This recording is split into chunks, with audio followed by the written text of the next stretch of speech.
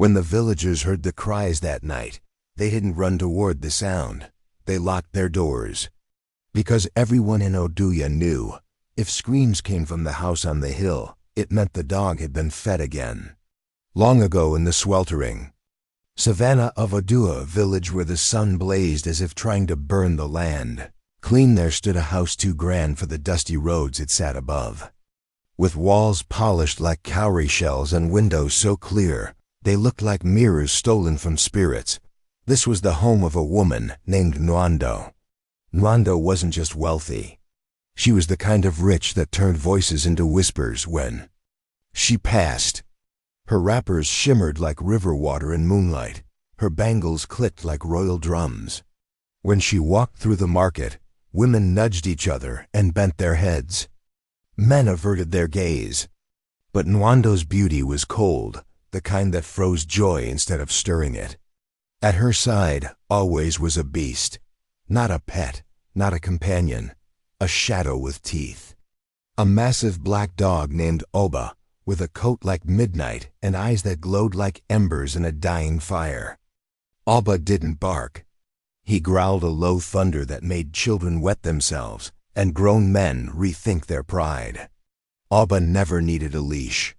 Nwando only had to lift one finger and Oba would lunge. No one knew how many bones he had broken, only that Nwando's floors were washed far too often. Inside that tall, silent house, even the air seemed afraid to move. The housemaids whispered like wind through grass, their hands trembling as they polished furniture that didn't need cleaning. If a glass was out of place, if a shoe dared lie sideways, Nwando's voice would crack like a whip-sharp dry. Final, her laugh, it wasn't a laugh, it was a hiss. The kind of sound a snake makes before it strikes. Yet for all her power, all her beauty, all her glittering things, Nwando's womb had never known life. She had no child. No giggles in her hallway, no tiny hands tugging at her beads. The house was full of treasures, but empty of joy. At night, when the world cooled, and even the stars seemed to breathe softly, Nwando would sit by the tall window in her bedroom. She'd stare out at the dusty trees and clutch her stomach as though willing it to bloom. "What use is gold?" she'd whisper, "if my blood ends with me?" Her husband, Ikenna, was the only man who dared look her in the eye. A traveling trader, with charm in his voice and sorrow in his smile, he spent more time on the road than at home. Ikenna had once loved Nwando deeply. She had been different then, full of laughter, of hunger for life. But somewhere between her rise to riches and the silencing of her soul, the woman he married became a statue carved in pride and regret. Still he stayed. Or rather, he returned when he could, each time finding his home colder than the last. One dusty evening, as a pale orange sun dipped behind the hills, Ikenna returned from a 2-month trade journey. He entered the house to silence so thick it clung to his skin. Only Oba's faint growl acknowledged him. In the sitting room, where every chair looked untouched and the floors gleamed like wet stone, he found Nwando sipping tea, her back straight, her face blank. He sat across from her. For a long moment, neither spoke. Then Ikenna said softly, "Nwando, this house needs laughter." She didn't blink. "I'm serious," he continued. "We need a child, someone to carry our name, to fill this house with noise and life. You and I, we are two ghosts sharing a grave." Nwando narrowed her eyes. "A child?" She scoffed, her voice like iron scraping stone. "What would I do with a screaming little thing crawling through my peace?" "You're lonely," he said gently, "and I'm always on the road. A child would bring warmth to this place." "Warmth?" She barked a laugh. "Children bring filth and noise. Joy is a lie, Ikenna. You want joy? Go buy it in the market." But Ikenna was a patient man. Each day he asked again, gently, kindly, like a farmer coaxing a mule into motion. Until one morning, Nwando sighed like the wind before a storm and muttered, "Fine, but don't expect me to play mother." The next day, the black car rolled out of Oduya and headed to a neighboring town's child haven, a crumbling compound shaded by baobab trees and filled with barefoot giggles and silent prayers. As they arrived, Nwando stayed near the gate, arms crossed like a judge. Ikenna walked among the children, his eyes scanning curious faces and muddy feet. In the far corner, under a jacaranda tree, sat a girl no older than 6. Her name was Ijeoma. She didn't shout or run. She sat quietly, tracing lines in the dust with a stick, her eyes deep and wide like a baby antelope's eyes that had seen more sorrow than her size could hold. Ikenna knelt beside her. "What's your name, little one?" "Ijeoma," she said, not looking up. He smiled. "Would you like to come with us?" She nodded once. When he led her back, Nwando barely glanced at the girl. "If you want her, fine," she said coldly. "But she is yours, not mine." The ride back to the hill house was quiet. Ikenna tried to lighten the air. "She has your eyes," he said playfully. Nwando's head snapped toward him. "Don't be foolish," she spat. "Even if I bore a child, she wouldn't look so common." The car fell into an icy silence. Ijeoma stared out the window, her small hands clutched tightly in her lap.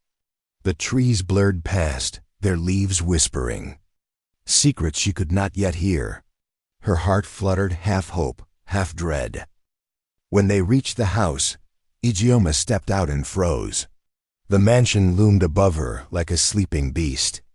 Its walls sparkled under the sun, but the windows looked like eyes watching her. Still, she followed Ikenna inside. Nwando did not wait to make her place clear. She towered over the little girl and spoke in a voice sharp as shattered glass. "Listen well, child. This house is not your playground. Do not touch anything. Do not enter rooms unless I say so. And that bag," she pointed to an old dust-covered satchel near her wardrobe, "never touch it. If you disobey me, you'll regret stepping foot here. You understand?" Ijeoma nodded, her eyes cast low. "Yes, Ma," she whispered.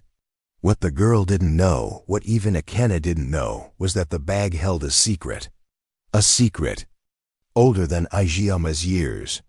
A secret that would one day try to kill her. The days that followed were long and quiet. Ijeoma drifted through the house like a feather caught in a still wind. The walls were too white, too tall. The furniture too polished. Everything whispered of emptiness.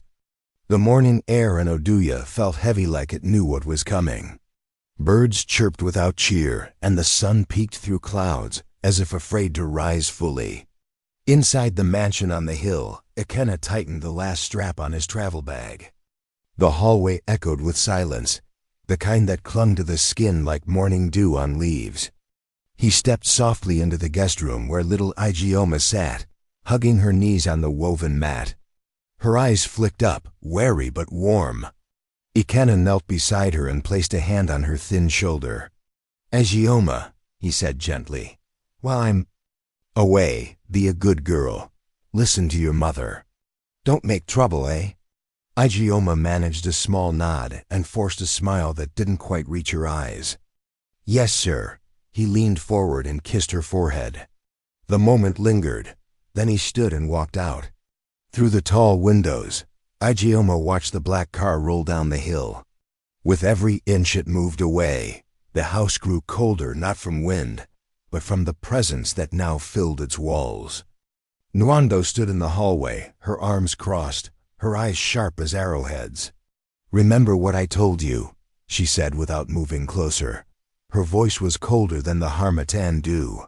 "Yes, Ma," Ijeoma replied softly, shrinking like a flower. At dusk, the door slammed, and then began the quiet days. Days that bled into each other like rain across parchment. Ijeoma kept her head low, her steps quiet, her hands folded. She did not speak unless spoken to. The housemaids avoided her like smoke, glancing quickly, then looking away as if she were cursed. Each night, Ijeoma sat alone, holding the worn photo of her father against her chest. She imagined his arms around her, his laughter filling the silence. But the photo could not answer her whispered questions. Why did you leave me here, Papa? Why is she so angry? Why do I feel invisible?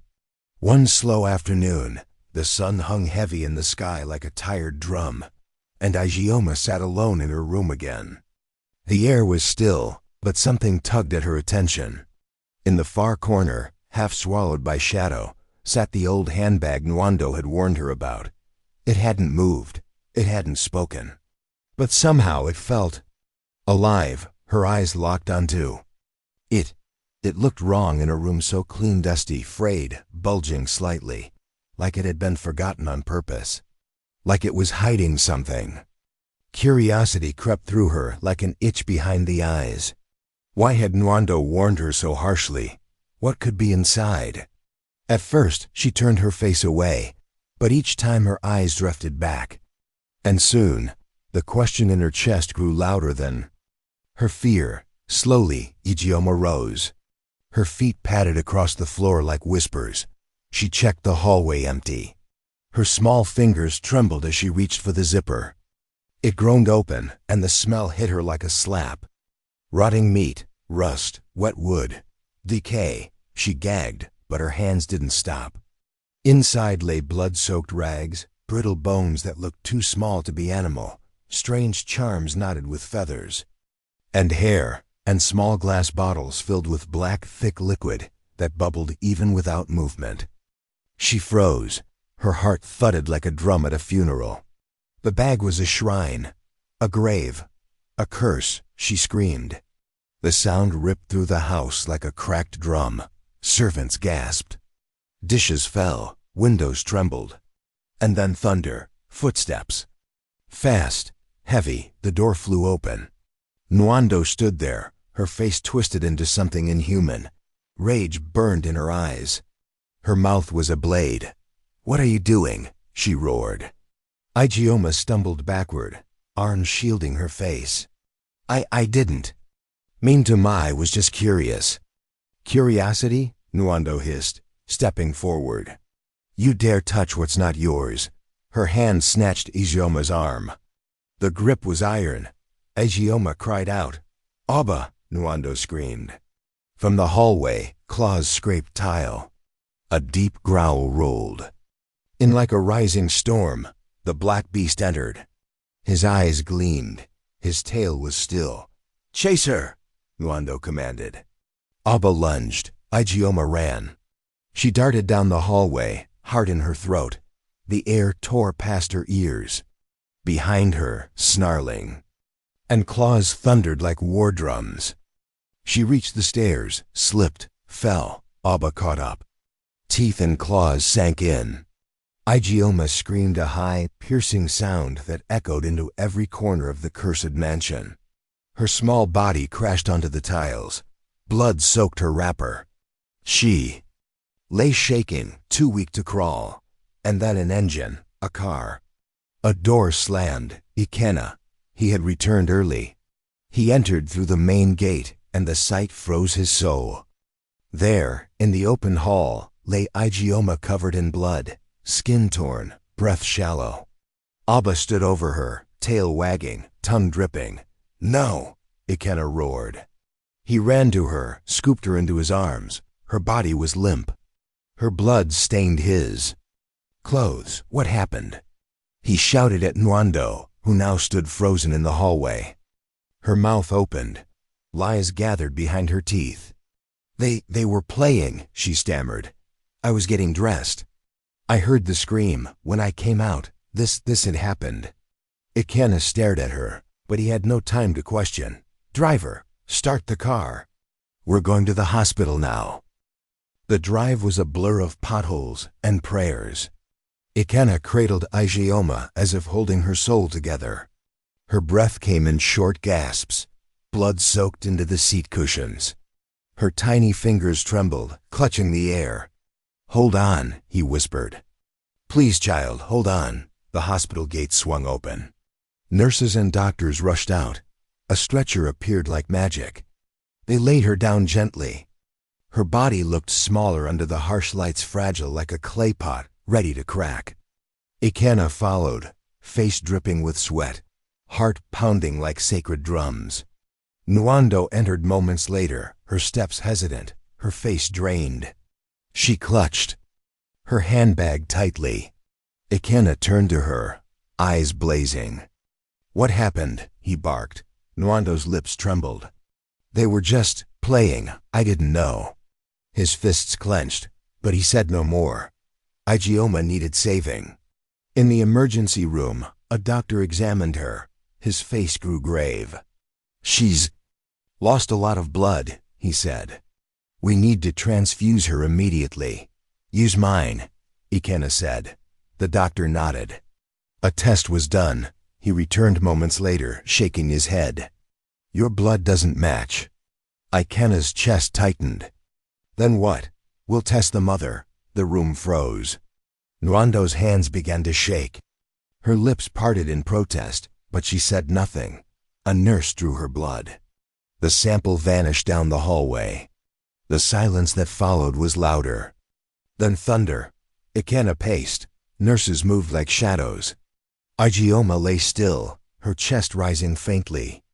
Then footsteps. The doctor returned. "It's a perfect match," he said. "Her mother's blood matches exactly." Nwando's eyes widened. Ikena turned to her, stunned. "What is he talking about?" he asked. The doctor looked between them. "Is she not your biological child?" "No," Nwando started. "No, she's not. She's not mine." But her voice cracked. Ikena stepped closer. "Nwando, what have you done?" She backed away. The words were climbing now, secrets clawing their way from her throat, truths too heavy to bury anymore. The weight of it all finally broke her, and her knees gave in. For the first time in years, the mighty Nwando trembled. Her lips shook. Her breath stuttered like a broken drumbeat. Her knees gave way beneath her, and she sank slowly to the hospital floor, hands limp at her sides. Her voice, once sharp enough to pierce bone, came out like a breeze struggling through dry reeds. "Ikena," she whispered, "there's something I must confess." Ikena knelt beside her, his brows drawn in pain and disbelief. The woman before him looked nothing like the iron-hearted wife he knew. "What is it, Nwando?" he asked, his voice low but firm. "Tell me everything." No more shadows. Her eyes spilled. Tears raced down her cheeks. Her heart pounded like thunder trapped in a drum. And so she began to speak. "10 years ago," she said, her voice splintering, "before I met you, I was married to a man named Ekin. We were poor, Ikena. Poor like the dust beneath sandals. We lived in a small compound in a forgotten corner of Umuru." She paused, her body racked by a sob. "We had a child. A daughter named Nelly. She was my light, my joy. Even when there was no yam in the pot, no fire in the hearth, that child gave me reason to wake." Ikena's eyes widened. "You had a child, and you never told me." Nwando nodded, the weight of silence pressing harder on her chest. "One night, a fire consumed everything. Our hut, Ekin's small cobbler's shed, even our clothes. We were left with ash and shame. Ekin tried, he tried to rebuild, but there was no food, no money, not even milk for Ndali. He begged. I wept, but poverty laughed in our faces."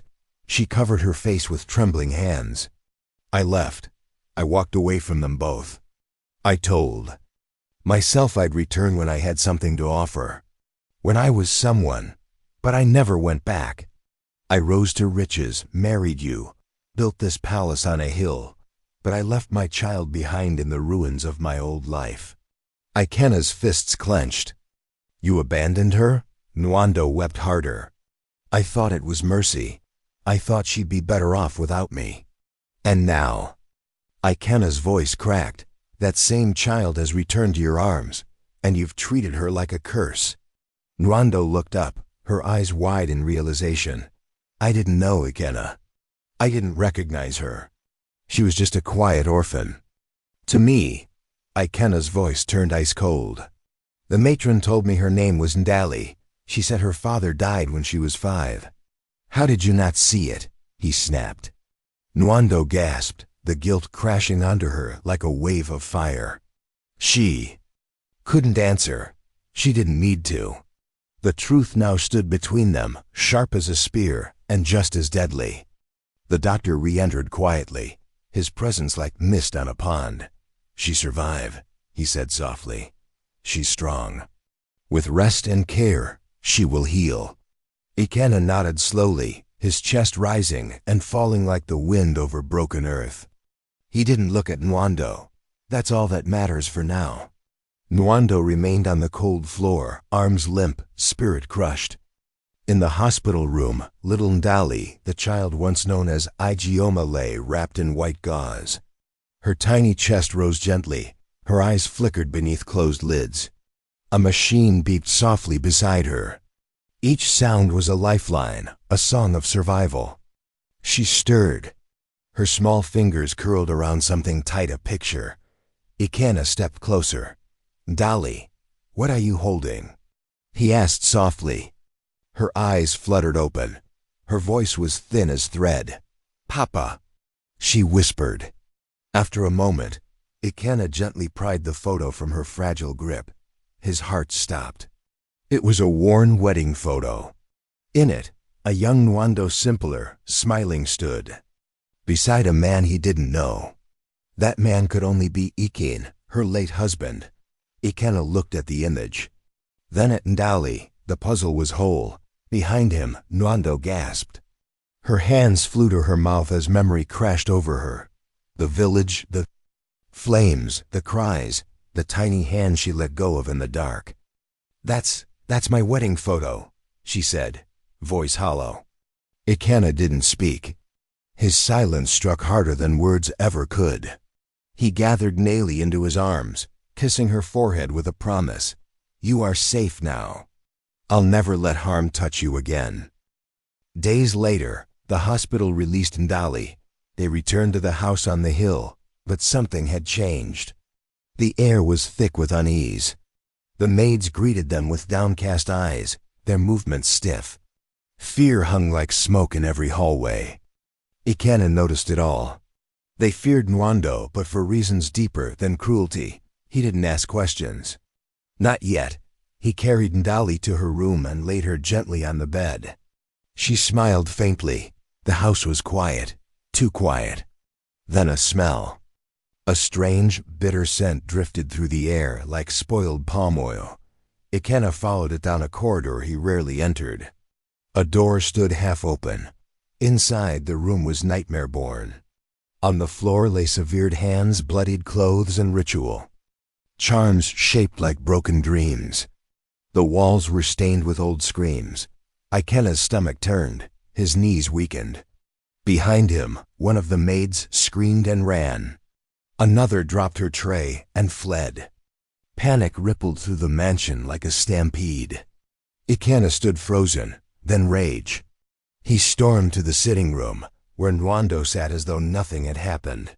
He shouted her name. She flinched. What is that room? He demanded. What have you been doing? Nwando's mouth moved, but her voice barely came. I couldn't stop it. When they disobeyed me, I punished them. I hurt them. She paused. I cut their hands. I fed them to Abba. Ikena staggered back as if struck. You tortured them?